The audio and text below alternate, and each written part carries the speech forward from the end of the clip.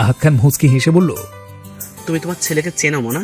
যখন একবার বলেছে মেঘকে নিয়ে আসবে, তখন যেভাবেই হোক নিয়ে আসবে। আজম রহমান আহাদ খানকে উদ্দেশ্য করে বলল, তুই আমার মেয়েকে চিনিস না। ওকে যতটা ভদ্র দেখতে তার চেয়েও 2 গুণ খাটতেরা। বিশেষ করে যাকে ও পছন্দ করে না তার কথা জীবনেও শুনবে না। তাই আহানের কথা না শোনারই চান্স কর। আহাদ খান একটু ভাব নিয়ে বলল, দেখা যাক কি হয়। মোনা খান উদাস গলায় বললেন, আহান যদি মেঘকে নিয়ে আসতে পারে, আমার থেকে বেশি খুশি কেউ হবে না। আজ 12 দিন যাবৎ মেয়েটা হসপিটালে আছে। মেঘ তো মিহিরের অপারেশনের 2 দিন পরই ঠিক হয়ে গিয়েছিল, আর এই 10 দিন নিজের হাতে মিহিরের সেবা করেছে। মিহিরকে খাবার খাওয়ানো থেকে শুরু করে ওর ওষুধ খাওয়ানো সব নিজের হাতে করেছে। ভাইকে ছেড়ে কোথাও একটুর জন্য বের হয়নি। সারা রাত জেগে মিহিরের খেয়াল রেখেছে, একটুর জন্যও ঘুমায়নি। যদি রাত্রে মিহিরের কষ্ট হয়, আরও যদি ঘুম থেকে উঠতে না পারে, সেই জন্য। কথাটা বলেই মোনা খান একটা দীর্ঘশ্বাস ফেলল। ওনাদের কথার মাঝে কলিং বেল বেজে উঠল। ওনারা সবাই দরজা থেকে তাকালেন। মীরা রহমান বলল, ওই তো ওরা মনে হয় এসে গেছে। একজন মহিলা সার্ভেন্ট গিয়ে দরজা খুলে দিল। আহান মেঘকে নিয়ে বাসার ভেতরে ঢুকলো। মোনা খান, মীরা রহমান, আহাদ খান, আজম রহমান বসা থেকে দাঁড়িয়ে গেলেন। ওনারা সবাই বিষয় নিয়ে তাকিয়ে আছেন আহানের দিকে। মেঘ রেগে হাত পা ছোড়াছড়ি তো করছে, সাথে আহানকে কিল ঘুষিয়েও দিচ্ছে। আর আহান কিচ্ছু বলছে না, চুপচাপ সব সহ্য করছে। সার্ভেন্টরাও সবাই চোখ বড় বড় করে ওদের দিকে তাকিয়ে আছে। আহান সোফার কাছে এসে মেঘকে ধরম করে সোফায় ফেলে দিল। মেঘ আহ করে জোরে একটা চিৎকার দিয়ে বলল, ও মা গো, আমার কোমরটা ভেঙে গেল। ইউ ইডিয়েট, ননসেন্স, ম্যানারলেস, এত জোরে কাউকে ফেলে? কথাগুলো বলেই মেঘ জিভ কাটলো। এতক্ষণে হুশ এলো ও কাকে কি বলছে। মেঘ ভীতু চোখে আহানের দিকে তাকালো। আহান রাগী চোখে ওর দিকে তাকিয়ে আছে। মেঘ মুখটা কাঁচুমাচু করে ফেললো। মীরা রহমান, আজম রহমান, মোনা খান, আহাদ খান বুঝতে পারলো আহান মেঘকে জোর করে এখানে নিয়ে এসেছে। বাইরের সেই গার্ডটা ব্যাগগুলো হাতে নিয়ে বাসার ভেতরে ঢুকে আহানকে উদ্দেশ্য করে বলল, স্যার, এগুলো কোথায় রাখবো? ওপরে গিয়ে আহিরের পাশে রুমটা রেখে এসো। গার্ডটা ব্যাগগুলো নিয়ে উপরে চলে গেল। মীরা রহমান অবাক হয়ে জিজ্ঞাসা করলো, আহান, এই এতগুলো ব্যাগ কিসের? এগুলো তো মেঘ আর মিহিরের কিছু ড্রেস আছে। মীরা রহমান অবাক গলায় প্রশ্ন করলেন, তোমরা শপিং এ গিয়েছিলে, আমাদের বলনি কেন? আর একসঙ্গে এতগুলো ড্রেস কিনে টাকা নষ্ট করার কোনো মানেই হয়? আমি পরে ওদের আস্তে আস্তে কিনে দিতাম। মামুনি, এই ড্রেসগুলো আমি আমার ভাই বোনদের কিনে দিয়েছি, তাই টাকা নষ্ট হওয়ার কোনো প্রশ্নই আসে না। তোমার ভালো লাগলে তুমি আবার ওদের নতুন ড্রেস কিনে দিও। আমি এই বিষয়ে কোনো কথা বলতে চাই না। এখন আমার অনেক টায়ার্ড লাগছে, আমি একটু রেস্ট দেব। মোনা খান আহানের সামনে এসে জিজ্ঞাসা করলো, ডিনার করবে না? না, করবো না। শপিং করার মাঝে শপিং মলের একটা রেস্টুরেন্টে গিয়ে আমরা সবাই ডিনার করে আসছি। কথাগুলো বলে আহান সিঁড়ি দিয়ে উপরে চলে গেল। ফোনের অ্যালার্মের কর্কশ শব্দে ঘুমের ঘোরে চোখ মুখ কুঁচকে ফেলল মেঘ। মুখ দিয়ে বিরক্তি করে একটা চ শব্দ উচ্চারণ করে পাশে থাকা একটা বালিশ নিয়ে কানের উপরে চেপে ধরলো। কিন্তু অ্যালার্ম কিছুতেই থামছে না। তাই মেঘ আর কোনো উপায় না পেয়ে ঝোড়ে মাম মাম বলে চিৎকার দিল। ওর চিৎকার শুনে মোনা খান, আহাদ খান, মীরা রহমান, আজম রহমান, আহান সবাই দৌড়ে মেঘের রুমে এলো। দরজা হালকা করে লাগানো ছিল, তাই কারো আসতে কোনো সমস্যা হলো না। এসে দেখলো মেঘ গুড়ি সুড়ি মেরে কানের উপরে বালিশ চেপে ধরে শুয়ে আছে। মেঘকে এইভাবে দেখে ওনারা সবাই ভয় পেয়ে গেলেন। মীরা রহমান হন্তদন্ত হয়ে মেঘের কাছে গিয়ে মেঘকে জিজ্ঞাসা করলো, কি হলো মেঘ, এইভাবে চেঁচাচ্ছ কেন? ভয় পেয়েছো মা? মেঘ ওর বেডের পাশে টেবিলে থাকা নিজের ফোনটাকে দেখিয়ে ঘুমো ঘুমো কণ্ঠে বলল, মাম্মা, ওই স্টুপিড অ্যালার্মটাকে বন্ধ করো প্লিজ, আমি ঘুমোতে পারছি না। আহাদ খান, মোনা খান, আহান হতভম্ব হয়ে মেঘের দিকে তাকিয়ে রইল। মীরা রহমান রেগে বলল, মেঘ, তোমাকে ঠাঠিয়ে একটা চড় মারবো, অসভ্য মেয়ে কোথাকার। এই জন্য এত জোরে জোরে তো চিৎকার করে। মাম্মা, চরটা পরে মেরো, আগে ওটাকে বন্ধ করো, আমি ঘুমোবো। আহান রেগে গিয়ে বলল, পাচ্ছে না তোমাকে খুব। বলেই মেঘের কাছে গিয়ে ওকে এক ঝাটকায় কোলে তুলে নিয়ে ওয়াশরুমে চলে গেল। ওয়াশরুমে ঢুকে ধরম করে মেঘকে বাথটাবের ভিতরে পানিতে ফেলে দিল।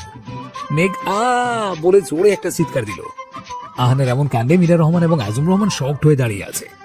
আহাদ খান আর মোনা খান মুখ টিপে হাসছে। মেঘ রেগে বলল, হোয়াট দ্য হেল, কোন ছাগল আমায় পানিতে ফেলে? মেঘ কথাটা শেষ করতে পারলো না, তার আগে আহান ধমক দিয়ে বলল, আর একটা যদি উদ্ভট কথা বলো না, তাহলে বেড়ে তোমার দাঁত ভেঙে দেবো। 5 মিনিটের মধ্যে ফ্রেশ হয়ে বের হও, তাহলে তোমাকে রেখে আমি হসপিটাল চলে যাবো। বলে আহান হনহন করে ওয়াশরুম থেকে বের হয়ে গেল। ওর পেছনে পেছনে বাকিরাও বের হয়ে গেল। আহান নিচে রুমে ঢুকতে ঢুকতে মোনা খানকে উদ্দেশ্য করে বলল, মা, আমার জন্য এক্ষুনি রুমে 1 কাপ কফি পাঠিয়ে দাও না। বলেই রুমে ঢুকে ঠস করে দরজা বন্ধ করে দিল। তারপর ধূপ করে গিয়ে খাটের উপরে বসে পড়ল। তখন মেঘ ওইভাবে চিৎকার দেওয়ায় আহান প্রচন্ড ভয় পেয়ে গিয়েছিল। ভেবেছিল হয়তো পড়ে টরে গেছে, কিন্তু গিয়ে যখন শুনলো অ্যালার্ম বন্ধ করার জন্য ওইভাবে চিৎকার করেছে, তখন ইচ্ছে করছিল মাথায় কোনো একটা আছাড় মারতে। তারও দরজায় নক করার শব্দ ওর ভাবনায় ছেদ পড়ে। আহান গিয়ে দরজা খুলে দেয়। একজন সার্ভেন্ট ভিতরে এসে কফি রেখে চলে যায়। ও দরজাটা আটকে দিয়ে কফি মগ নিয়ে ব্যালকনিতে চলে যায়। মেঘ সামা নিয়ে বের হয়ে খাটের উপরে বসে চুল মুছতে মুছতে ফোনটা হাতে নিয়ে অন করে দেখলো মাত্র সকাল 7টা বাজে। মেঘের এবার ভীষণ রাগ হলো। এই সকাল 7টার সময় এই স্টুপিড ফোনটার জন্য আমাকে শাওয়ার দিতে হলো। ইচ্ছে করছে একটা আছাড় মেরে ভেঙে ফেলতে। পরক্ষণে আবার মনে মনে বলল, না না, ফোনটা ভাঙা যাবে না। মাত্র 2 মাস হলো কিনেছি। 30,000 টাকার ফোন যদি ভেঙে ফেলি তাহলে মাম্মা আমাকে মেরে 30 টুকরা বানাবে। তাছাড়া আবার ফোনের তো কোনো দোষ নেই, অ্যালার্মটা তো আমি দিয়েছিলাম। কিসের জন্য যে সকাল 6টার অ্যালার্ম দিতে গেলাম? তারপর আবার ভাবলো, আজও আমার ফোন, আমার অ্যালার্ম, আমি যা খুশি তাই করবো। তার জন্য আমাকে পানিতে ফেলে দিতে হবে? সব দোষ ওই ডিসিপ্লিনের ড্রামার জন্য আমার সাধের ঘুমটা নষ্ট হয়ে গেল।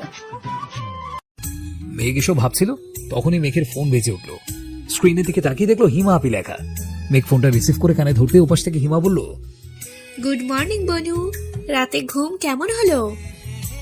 এবার যেন মেঘের দুঃখটা আরো বেড়ে গেল। মেঘ কাঁদো কাঁদো গলায় বলল, ব্যাড মর্নিং আপি। কেন সোনা, ব্যাড মর্নিং কেন? কাঁদছিস কেন?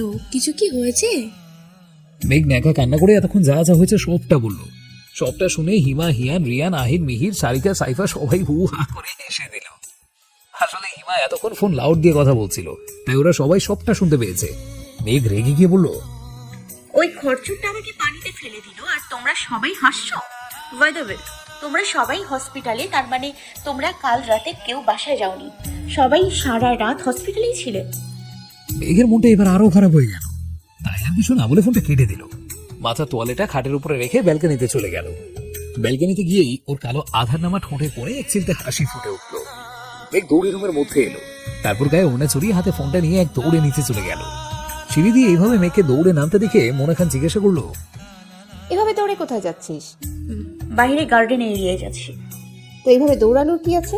আস্তে যা, পড়ে গেলে ব্যথা পাবি। মেঘ পারবো না বলে এক দৌড় দিয়ে বাইরে চলে গেল। মেঘ বাইরে এসে ভীষণ অবাক হয়ে গেল। এই বাড়ির বাইরের দিকটা অনেক সুন্দর করে সাজানো। মেঘের মনে হচ্ছে মেঘ ঘুমিয়ে ঘুমিয়ে স্বপ্ন দেখছে। তাই শিওর হওয়ার জন্য মেঘ নিজের হাতে একটা চড়ে চিমটি কাটলো। নিজে চিমটি কেটে আবার নিজে আহ বলে মৃদু চিৎকার দিল। মেঘ পুরো বাড়িটা ভালো করে দেখতে লাগলো। বাড়িটা 3 তলার, পুরোটা সাদা রং করা। বাসা থেকে গেট পর্যন্ত সোজা একটা রাস্তা গেছে। রাস্তার 2 পাশে কমলা আর হলুদ রঙের গাঁদা ফুল গাছ লাগানো। গাছগুলো একদম এক সমান করে কাটা। রাস্তাটার এক পাশে বেশ বড়সড় একটা সুইমিং পুল। পুলের পাশে 3টা গোল টেবিল, প্রত্যেকটা টেবিলে 5টা করে চেয়ার রাখা। 6 জন কালো ড্রেস পরা গার্ড বন্দুক হাতে নিয়ে সেখানে বসে আছে। রাস্তার আরেক পাশে একটা বাস্কেটবলের মাঠ। তার থেকে একটু দূরে একটা সার্ভেন্টস কোয়ার্টার, সেটাও সাদা রঙের। বাড়ির পেছনের দিকে ছোট্ট একটা গ্যারেজ, যেখানে 2টা বাইক আর 3টা প্রাইভেট কার পার্ক করা আছে। গ্যারেজের পাশে ছোট একটা ফুলের বাগান, সেখানে কয়েক ধরনের ফুল আছে, বেশিরভাগই গোলাপ ফুলের গাছ। আহান ব্যালকনিতে দাঁড়িয়ে দাঁড়িয়ে কফি খাচ্ছিল। হঠাৎ নিচের দিকে তাকিয়ে দেখলো মেঘ নিচে দাঁড়িয়ে আছে। কালো রঙের একটা লিলেনের গাউন আর হোয়াইট কালারের লেগিংস পরা, সাথে হোয়াইট কালারের ওড়না গলায় রাউন্ড করে ঝুলিয়ে রেখেছে। ভেজা চুলগুলো ছেড়ে রাখার কারণে কোমর পর্যন্ত এসে পড়েছে। সামনে ছোট চুলগুলো বারবার হাত দিয়ে কানের পেছনে গুজে দিচ্ছে। ভেজা চুলে মেঘকে অসম্ভব স্নিগ্ধ লাগছে। আহান মুগ্ধ হয়ে মেঘের দিকে তাকিয়ে আছে। সে মনে মনে বলল, মেঘের পরই বারবার এভাবে কেন আমার সামনে আসে বলতো? তোমাকে দেখলে আমার সব ঢেরবেলো হয়ে যায়, নিজেকে কেমন পাগল পাগল লাগে। তোমাকে খুব ঘুরে কাছে পেতে ইচ্ছে করে। তুমি জানো আমি নিজেকে কত কষ্টে সামনে রাখি। প্লিজ আমাকে এভাবে তোমার প্রতি দুর্বল করে দিও না, তাহলে তোমাকে ছেড়ে থাকা আমার জন্য অসম্ভব হয়ে যাবে। আহান কফি মগটা ব্যালকনিতে রেখে রুমে গেল। রুম থেকে ওর ক্যামেরাটা নিয়ে আবার ফিরে এলো। তারপর দাঁড়িয়ে দাঁড়িয়ে মেঘের ছবি তুলতে লাগলো। মেঘ হেঁটে হেঁটে সবকিছু ঘুরে দেখছিল। তখনই দেখলো একজন 45-46 বছর বয়সের লোক রাস্তার 2 পাশে ফুল গাছে পানি দিচ্ছে। মেঘ দৌড়ে তার কাছে গিয়ে মৃদু হেসে বলল, গুড মর্নিং আঙ্কেল, কি করছেন? লোকটি মুচকে হেসে জবাব দিল, ভেরি গুড মর্নিং ম্যাম, এই তো ফুল গাছে পানি দিচ্ছি। আমিও ফুল গাছে পানি দিব। না না ম্যাম, কেউ আপনাকে কাজ করতে দেখলে আমার চাকরিটা চলে যাবে। মেঘ এবার একটু রাগ দেখিয়ে বলল, কি তখন থেকে ম্যাম ম্যাম করছো বলো তো? আমার নাম তাসনুবা সায়াজ মেঘনা, সবাই মেঘ বলে ডাকে, তুমিও মেঘ বলে ডাকবে। কি বলছেন ম্যাম? আমি আপনাকে কিভাবে নাম ধরে রাখবো? মেঘ হাসি মুখে বলল, যেভাবে সবাই ডাকে সেভাবে ডাকবে। আপনি করে কেন বলছো? ধরে বলবে। লোকটি একটু ভীতু গলায় বলল, আপনাকে যদি নাম ধরে ডাকি আর সেটা যদি কেউ শুনতে পায় তাহলে সবাই রাগ করবে আর আমার চাকরিটাও চলে যাবে। কেউ কিছু বলবে না, তোমার চাকরিও যাবে না, আমি তো আছি। জানো, আমাদের আগের বাড়িতে যারা কাজ করতো তারা তো সবাই আমাকে ছোট মা বলে ডাকতো। তারপর মেঘ একটু আহ্লাদি গলায় বলল, আঙ্কেল, আমি তো তোমার মেয়ের মতোই, আমাকে নাম ধরে ডেকো প্লিজ প্লিজ প্লিজ। লোকটি কতক্ষণ চুপ থেকে এরপর বলল, আচ্ছা ঠিক আছে, কিন্তু আমি তোমাকে নাম ধরে ডাকতে পারবো না, আমি বরং তোমাকে ছোট মা বলে ডাকবো। মেঘ খুশিতে লাফিয়ে উঠে বলল, ওকে, তাহলে আমি এবার গাছে পানি দিই। বলে লোকটাকে আর কিছু বলার সুযোগ না দিয়ে তার হাত থেকে পানির পাইপটা নিয়ে গাছে পানি দেওয়া শুরু করলো। লোকটি বারবার বারণ করলো, কিন্তু কে শোনে কার কথা। মেঘ তার মতো পানি দিয়েই যাচ্ছে। মেঘের এরকম বাচ্চামো দেখে আহান মুচকে মুচকে হাসছে। এতক্ষণ মেঘ ওই লোকটাকে যা যা বলেছে আহান সবটাই শুনেছে। সে মনে মনে বলল, তোমার নাম যেমন মেঘ, তেমনই তোমার মনটাও মেঘের মতো স্বচ্ছ, স্নিগ্ধ, পবিত্র। সারা জীবনে এমনই থেকো। তারপর একটা তৃপ্তির হাসি দিয়ে আবার ছবি তোলায় মনোযোগ দিল। 9টার দিকে ব্রেকফাস্ট করে আহান আর মেঘ হসপিটালের উদ্দেশ্যে বেরিয়ে পড়ল। বড়রা সবাই সরাসরি মিহিরের নিউ বাড়িতে চলে যাবে, আর ছোটরা সবাই মিহিরকে হসপিটাল থেকে রিলিজ করিয়ে একসাথে চলে যাবে। কিছুক্ষণ পরেই মেঘ আর আহান হসপিটালে পৌঁছে গেল। ওখানে গিয়ে দেখলো অভি আর আলিশাও এসেছে। আহান আর মেঘ সবার সাথে কিছুক্ষণ কথা বললো। তারপর আহান হিয়ানকে নিয়ে রিসেপশনে গিয়ে সব ফর্মালিটি শেষ করে সবকিছু গুছিয়ে সবাই বাসার উদ্দেশ্যে রওনা দিল। গাড়িতে ওঠার আগেই আহান দোকানে গিয়ে সবার জন্য বেশি করে চকলেট, চিপস, আইসক্রিম কিনে নিল। ওরা এতজন, তাই দুটো গাড়ি লেগেছে। কিছুক্ষণের মধ্যে ওরা সবাই মেঘেদের বাড়ির গেটের সামনে এসে পৌঁছে গেল। একজন দারোয়ান এসে গেট খুলে দিল। গেট দিয়ে ঢোকার সময় সবাই দেখলো গেটের উপরে নেম প্লেটে বড় বড় করে মেঘ নীর লেখা। মেঘ নেম প্লেটটা দেখে ভীষণ খুশি হলো। গাড়ি ভেতরে এসে বাসার সামনে দাঁড়ালো। একে একে সবাই গাড়ি থেকে নামলো। মেঘের মন খারাপ হয়ে গেল এটা দেখে যে পুরো বাড়িতে একটু ফুলের গাছ নেই। মিহির তাকিয়ে দেখলো মেঘ মুখ ফুলিয়ে রয়েছে। তাই সে মেঘকে জিজ্ঞাসা করলো, মন খারাপ কেন? হ্যাঁ, নিয়ে বাড়ি পছন্দ হয়নি? মেঘ মুখটা ভার করে বলল, বাড়ি পছন্দ হয়েছে, কিন্তু বাবাই আমার জন্য একটা ফুলের গাছও লাগায়নি। মিহির কিছু বলতে যাবে তার আগে আহান বলল, কে বলেছে লাগাইনি? ছাদের চারপাশে তোমার সব পছন্দের ফুল গাছ লাগানো হয়েছে। তাছাড়া তোমার রুমের ব্যালকনিতে 5 রঙের 5টি গোলাপ গাছ লাগানো হয়েছে। মেঘ খুশি হয়ে বলল, সত্যি? আহান মৃদু হেসে বলল, মেঘ আহানের দিকে তাকিয়ে জিজ্ঞাসা করলো, কিন্তু এসব আপনি কিভাবে জানলেন? কারণ ফ্লাইট থেকে যেদিন তোমাদের বাকি জিনিসপত্র দিয়ে এসেছিল সেদিন আমি আর হিয়ান এই বাড়িতে এসেছিলাম। তারপর আঙ্কেল বলেছিল তোমার কি কি ফুল গাছ পছন্দ। পরে আমরা দুজনে গিয়ে ফুল গাছগুলো নিয়ে আসি। মেঘও ঠোঁট দুটো গোল করে বলল। তো হিয়ান হালকা রাগ দেখিয়ে বলল, স্যার, ম্যাম, আপনাদের কথা বলা শেষ হলে আমরা ভিতরে যেতে পারি? মেঘ একটু ভাব নিয়ে বলল, শিওর মিস্টার হিয়াং। সবাই মেঘের কথা শুনে ফিক করে হেসে দিল। দুপুরে লাঞ্চ করার পর মেঘেরা সবাই ড্রয়িং রুমে সোফায় বসে আইসক্রিম খাচ্ছিল। ওরা ছোটরা সবাই একসঙ্গে লাঞ্চ করে নিয়েছে। এখন বড়রা সবাই লাঞ্চ করছে। এই বাসার ড্রয়িং রুম আর ডাইনিং রুম পাশাপাশি। ওরা আইসক্রিম খেতে খেতে সবাই টুকিটাকি কথা বলছিল। তখনই হঠাৎ আহির মেঘের দিকে তাকিয়ে বলে উঠল, ওয়াও মেঘ, তোর চোখের মনে তো একদম সাদা কালারের। হ্যাঁ, কই এতদিন তো খেয়াল করিনি। আহিরের কথা শুনে সবাই মেঘের চোখের দিকে তাকালো। দেখলো সত্যি মেঘের চোখের মনে সাদা কালারের। এতদিন কেউ সেইভাবে খেয়াল করেনি, তাই হয়তো বুঝতে পারেনি।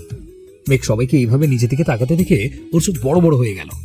ওর মনে পড়লো ও এখানে আসার পর তো চশমা পরতেই ভুলে গেছে। সেদিন যেখানে মিহিরের গুলি লেগেছিল চশমাটা হয়তো সেখানেই কোথাও রয়ে গেছে। মেঘ হাত দিয়ে নিচে চোখ চেপে ধরলো। মনে মনে বলল, শিওর মিস্টার হিয়াং। তারপর মনে পড়লো বাসা থেকে নিয়ে আসা কসমেটিক্স গুলো আছে, সেখানে নিশ্চয়ই ওর অন্য চশমাগুলো আছে। তাই হাত দিয়ে চোখগুলো এইভাবে ঢেকে রেখে সিঁড়ি বেয়ে উপরে উঠে নিচে রুমের দিকে দৌড় মারলো। মেঘের এমন কাণ্ডের সময় বোকা হয়ে গেল। আহির বলল, এটা কি হলো? ও এইভাবে দৌড়ে চলে গেল কেন?